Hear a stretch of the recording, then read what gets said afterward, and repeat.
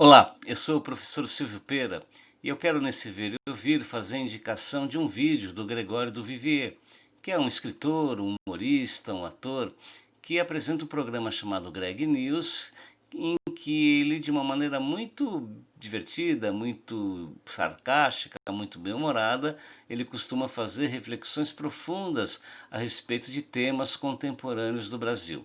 Em 7 de agosto de 2020, ele trouxe para nós um desses vídeos chamado Ideologia de General, em que ele trata de um tema bastante pertinente na nossa história, que é o envolvimento das Forças Armadas nas questões da nossa política interna. Ele vai de um ponto de partida muito interessante, dizendo que, apesar do Brasil ter um histórico muito limitado de envolvimento em conflitos externos, mesmo assim, a gente dispõe de forças armadas muito amplas, mas ao longo da nossa história, essas forças armadas tiveram como seu principal inimigo o próprio povo brasileiro.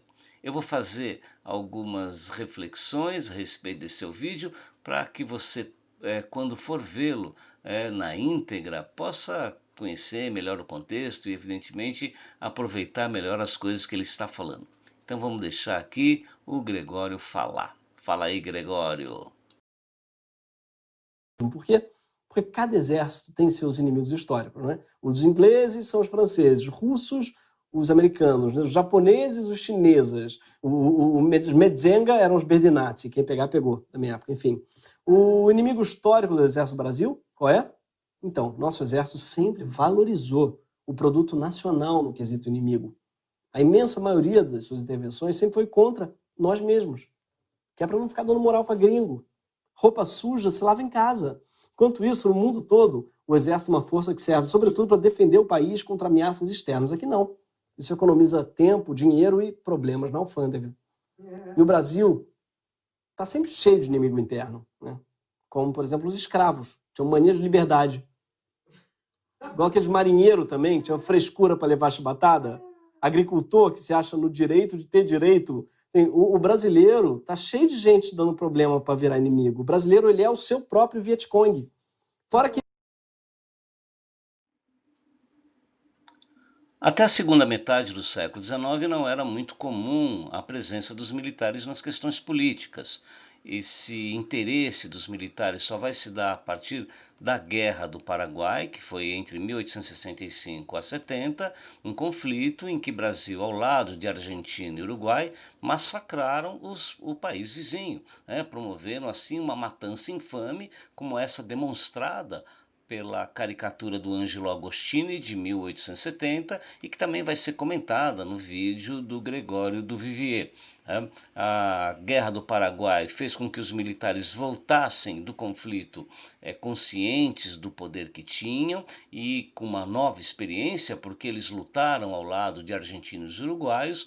Argentina e Uruguai, que eram países republicanos, ao contrário do Brasil, que era uma monarquia, os militares gozavam de grande status social e havia uma tradição de envolvimento desses militares nas questões políticas internas, ao contrário do Brasil. Além do que, Argentina e Uruguai eram repúblicas em que os presidentes da república eram militares do exército. E aqui no Brasil os militares não podiam nem votar nas eleições, né?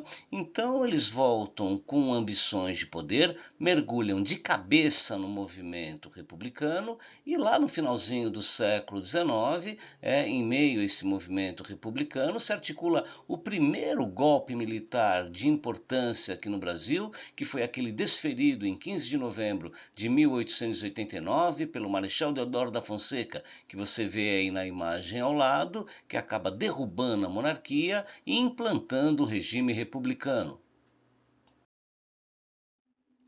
Mas apesar de terem sido protagonistas na implantação da República, não foi o projeto político que esses militares defendiam que acabou valendo. Os militares queriam para o Brasil uma república centralizada, autoritária, de características militares, que é aquilo que está expresso no lema da bandeira brasileira, né? O que significa esse ordem e progresso da bandeira brasileira, que é o lema do pensamento positivista? O positivismo é a ideologia que influenciava os militares no movimento republicano. Quer dizer, a ideia de que só na ordem tem progresso, e ordem entendida assim como uma ordem militarista, uma ordem que se fundamenta na hierarquia, na obediência, num poder totalitário.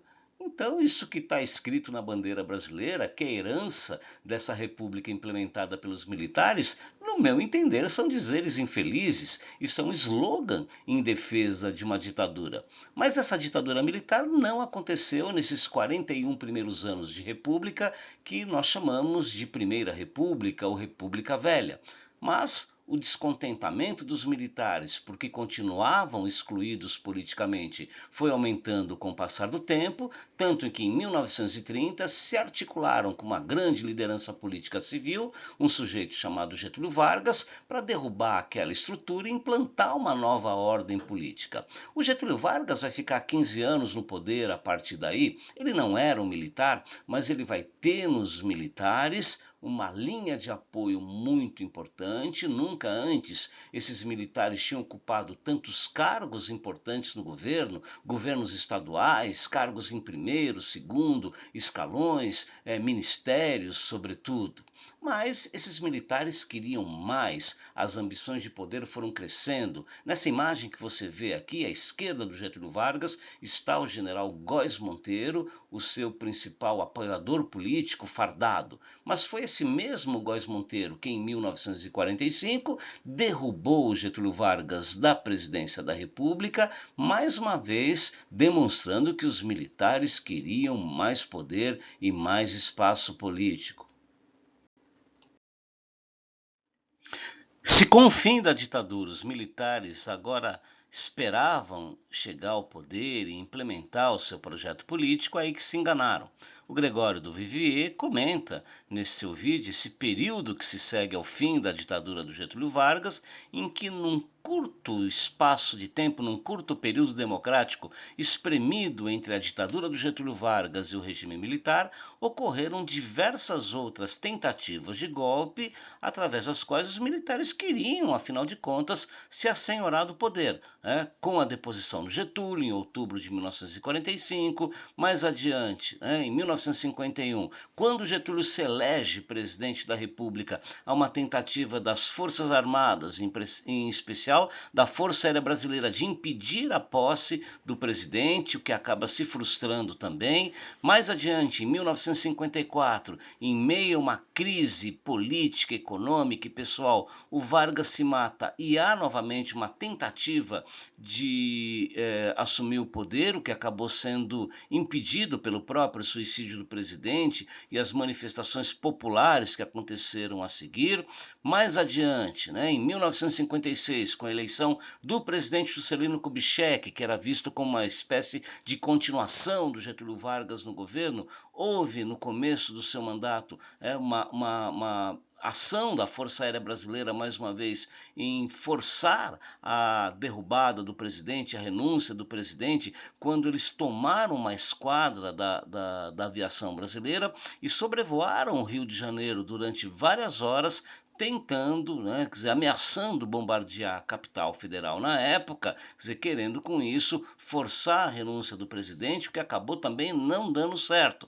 Mais uma vez, em 1961, quando renuncia o presidente Jânio Quadros, nova tentativa de golpe militar, mas mais uma vez frustrada pela implementação do sistema parlamentarista e a reação popular que refutava, que rejeitava um regime como aquele que os militares naquele momento defendiam.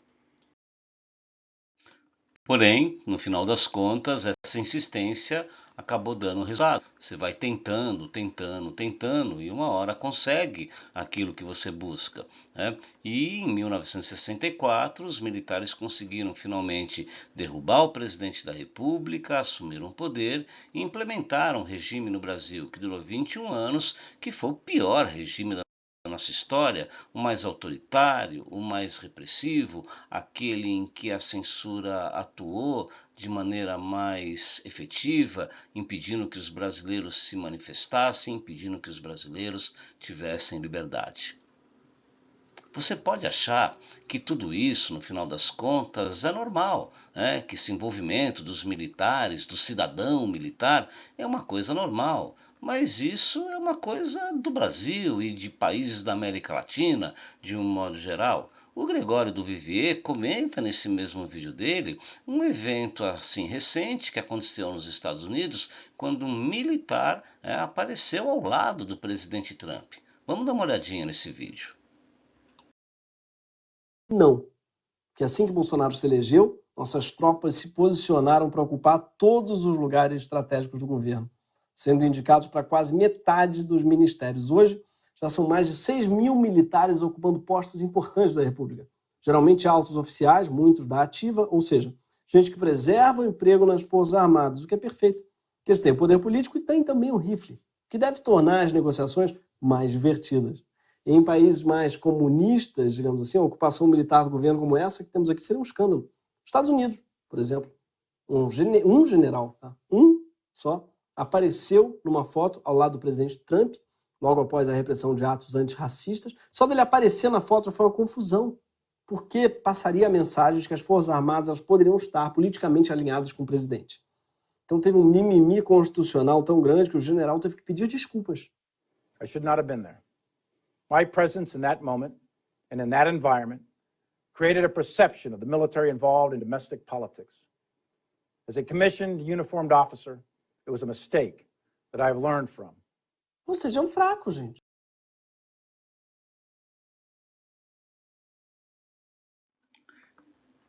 Então, para você que quer fazer uma reflexão profunda e ao mesmo tempo divertida sobre uma situação muito contemporânea do Brasil, muito presente para a gente, veja aí o vídeo Ideologia de General, do Gregório do Vivier.